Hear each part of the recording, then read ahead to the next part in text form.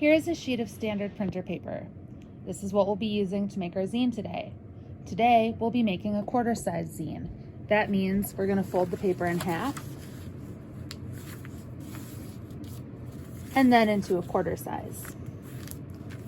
This will be our finished zine size. Now, we're going to want to cut our paper into the size we need for our pages. I've folded this, and now I'm going to cut it in half.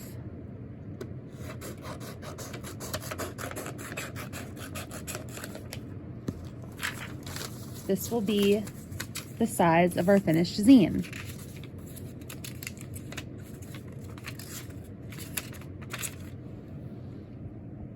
I'm going to take a pencil and lightly number the pages of my zine. The cover will be 1.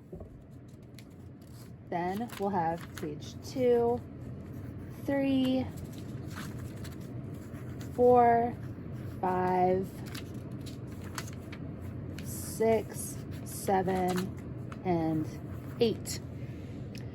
It's really unfortunate when you plan a zine, you've got all your pages you're working on, and you come up with a number that doesn't fit the pages that you need to photocopy. So doing it this way, we're going to make sure that we have the right amount of pages for our finished product. Using the scissors again, we're going to cut some paper into the size we need for the pages of our zine. So here's one piece of paper cut into quarters. We're going to need to do that twice because our zine is going to be copied on both sides. So we have all of our paper cut to the size we need for our zine. What we're going to do is put our content on there, draw on our paper, do whatever we need, but we're going to keep it within this size. You also want to think about when you photocopy, you're probably going to have a 1/4 inch margin around the whole page. So you might as well keep a 1/4 inch margin around each sheet that you're doing.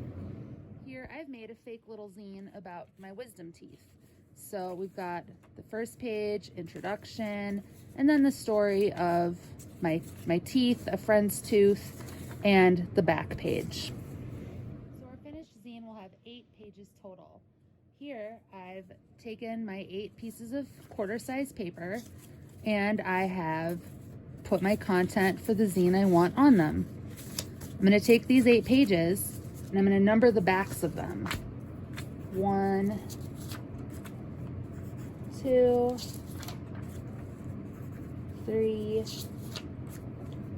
4, 5, 6, 7, and 8. Now we're going to use our tape. So we have these 2 pieces that make our full sheet of paper. I'm going to take them and make them as flat as I can.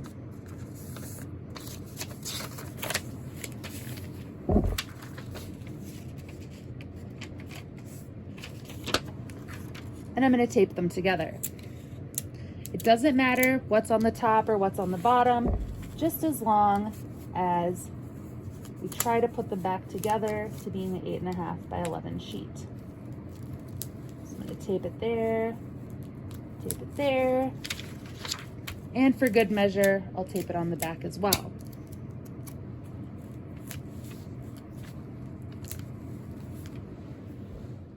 So we have all of these pages here that I've numbered on the back, and what we're going to do is take them, we're going to make little loops of tape.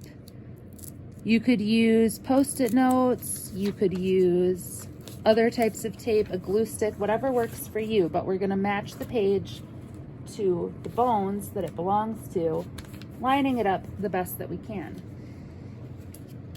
So we have 1 page done. The next we're going to do 7, that's on the other side. We're just going to go through connecting them all to their bones. Here we have my finished laid out zine. All the pages are where they need to be for it to photocopy properly, and their corresponding side. So when you go to make a copy, do one first to make sure that the layout is proper and that they're not upside down or backwards. And once you have that right, then you can make as many copies as you need.